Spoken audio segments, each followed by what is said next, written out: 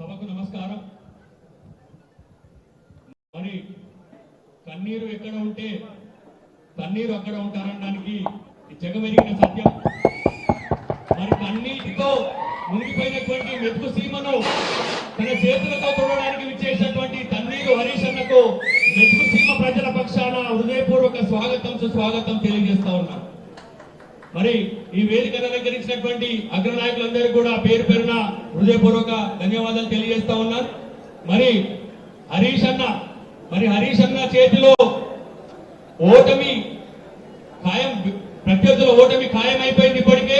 మరి నేటి ఈ రాకతో సాధారణంగా రాష్ట్రంలో గాని ఈ దేశంలో గాని ఎక్కడ అధికార పార్టీ ఉంటే అక్కడ వైపు నాయకులు మళ్ళడం సహజం.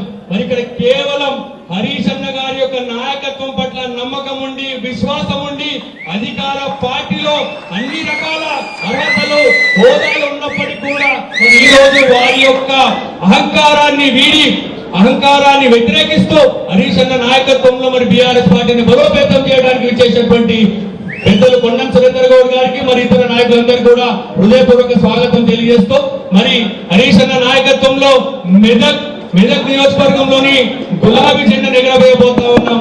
దాదాపు విజయం ఖాయమైనట్టే.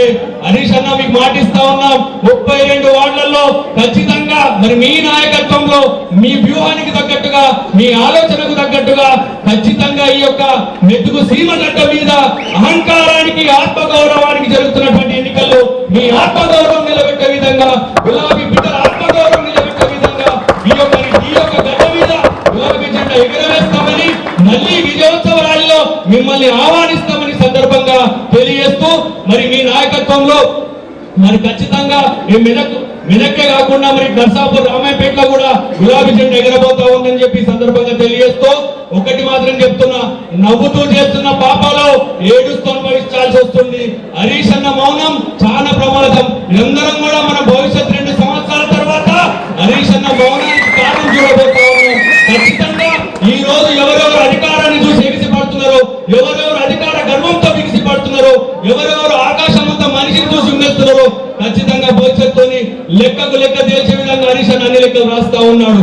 శ్రీకృష్ణుడు శిశుపాలుడికి 100 తప్పుల వరకు అనుమతి ఇవ్వడం జరిగింది. మరి ఆ లెక్కలు మరి హరీష్ అన్న చేస్తూనే ఉన్నాడు. మరి 100 తప్పులు ఎప్పుడైతేయో వారి ఉగ్రరూపాలు చూసిన రోజు 100వ తప్పు పూర్తయినట్టుగా భావిస్తా ఉన్నాం. కాబట్టి మరి ఈ రోజు మీ రాక సందర్భంగా మరి 100,000 మంది కార్యకర్తలు రావడం జరిగిందన్న.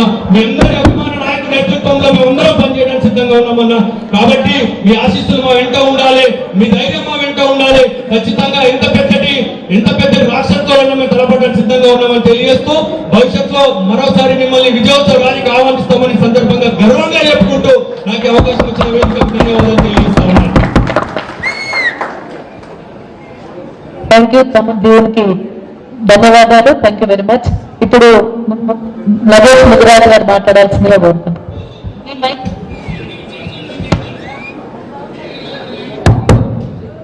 ఈనాటి కార్యక్రమానికి ముఖ్య అతిథిగా విచ్చేసిన మాజీ మంత్రివర్యులు సిద్దిపేట ఎమ్మెల్యే శ్రీ తన్నీరు హరీష్ అన్న గారికి, నర్సాపూర్ ఎమ్మెల్యే సునీతా లక్ష్మారెడ్డి గారికి, మెదక్ మాజీ ఎమ్మెల్యే పద్మాదేవేందర్ రెడ్డి గారికి, వేదికపై ఉన్న షేర్ సుభాష్ రెడ్డి గారికి, ఫారూక్ హుస్సేన్ గారికి, బట్టి జగపతి గారికి, తిరుపతి రెడ్డి గారికి, అందరికీ పేరు పేరున హృదయపూర్వకంగా అభినందనలు, ధన్యవాదాలు. ముఖ్యంగా ఈ రోజు పెద్ద ఎత్తున తన అనుచరులతో బ్రహ్మాండంగా కాంగ్రెస్ పార్టీ నుంచి టీఆర్ఎస్ లో జాయిన్ అవుతున్న సురేందర్ గారికి, వారి అనుచర గణానికి పేరు పేరున హృదయపూర్వకంగా అభినందనలు, ధన్యవాదాలు.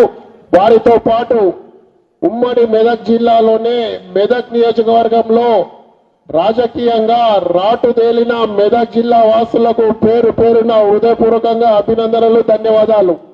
నా పేరు నాగేష్ ముద్రాజ్. మీ అందరికి చాలా మందికి పరిచయమే. నేను గతంలో ఇక్కడ కాంగ్రెస్ పార్టీకి 5 సంవత్సరాలు ఇన్ఛార్జిగా పనిచేసిన మెదక్ నర్సాపూర్కి. మన అన్న హరీష్ అన్న గారి పిలుపు మేరకు నేను 2023లో పార్టీలో జాయిన్ కావడం జరిగింది. నాకు ఎంత గర్వంగా ఉందంటే ఈరోజు పార్టీలో జాయిన్ అయినందుకు మనకి ఎంత సంతోషం అంటే మనకు చెప్పలేని సంతోషం. హరీష్ అన్న గారు అసలు హరీష్ అన్న పేరు చెప్తేనే మంత్రులు కూడా నిద్ర పడతలేదు ఎవరికి. మీకు తెలుసు, హరీష్ అన్న అసెంబ్లీలో కాలు పెడితే ఒక్కరంటే ఒక మంత్రి లేచి నిలబడి మాట్లాడడానికి కూడా వణికిపోతున్నారు. మొన్న ఒక విషయంలో హరీష్ అన్న గారు లేస్తే 9 మంది మంత్రులకు దీపు పగిలేటట్టు సమాధానం చెప్పిందా లేదా? హరీష్ అన్న పేరు చెప్తేనే అట్లా ఉంది. ఇక బయట హరీష్ అన్న గురించి మాట్లాడాలంటే ఇక మంత్రులు బయటికి వస్తే మాత్రం ఇక మొన్నట్లయితే మీ అందరికి తెలిసిన విషయమే, దాదాపు 3 లక్షల కోట్ల నానిటాల్ కోల్ అంటే బొగ్గు గనులది ఏ రోజైతే హరీష్ అన్న బయట పెట్టినో అలా సాక్షాత్తు ముఖ్యమంత్రి గారు, ఉప ముఖ్యమంత్రి గారు, ఇంకొక మంత్రి ఉన్నారనేసి ఏదైతే మన తెలంగాణ ప్రజలకు తెలిసిందో నిద్ర లేకుండా పోయింది ముఖ్యమంత్రి గారు. దెబ్బకు విదేశాలకు పారిపోయి పోతా హరీష్ అన్న గారి పేరు మీద సిట్టుని ప్రయోగించిపోయాడు. అయినా కూడా ధైర్యంగా నిర్విఘ్నంగా దాదాపు 7 గంటలు వాళ్ళ ప్రశ్నలకు సమాధానం చెప్పి ఒక యోధుడుగా బయటకు వచ్చింది హరీష్ అన్న గారు. కాబట్టి ఏ కుతంత్రాలు ఏ కుట్రలు చేసినా కూడా టిఆర్ఎస్ పార్టీని ఏమీ పీకలేరు. ఇంకొక ముఖ్యమైన విషయం, రానున్న రోజుల్లో మెదక్ జిల్లాలో, ఉమ్మడి మెదక్ జిల్లాలో సిద్దిపేట, మెదక్, నర్సాపూర్లో మీరు ఏ విధంగానైతే సర్పంచ్లను గెలిపించారో అదే విధంగా మున్సిపల్ ఎలక్షన్ లో కూడా టిఆర్ఎస్ పార్టీని అత్యధిక మెజార్టీతో గెలిపిస్తారు. ఆ గెలుపు ఇక్కడి నుంచే ప్రారంభమవుతుందని మీ అందరి తరఫున నేను మనస్ఫూర్తిగా కోరుకుంటూ ఇక్కడ విచ్చేసిన ప్రతి ఒక్కరికి పేరు పేరున హృదయపూర్వక ధన్యవాదాలు. ముఖ్యమంత్రి గారు మొన్న ఒక మాట అన్నారు,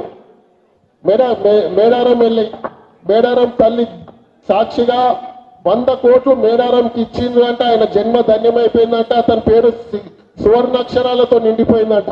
ఆ ఇచ్చిన 100 కోట్లలో 3 ఇన్ఛార్జ్లను వేస్తే కమిషన్ల కోసం 3 మంత్రులు ఏ విధంగా కొట్లాడుకున్నారో మీరందరూ సాక్ష్యం.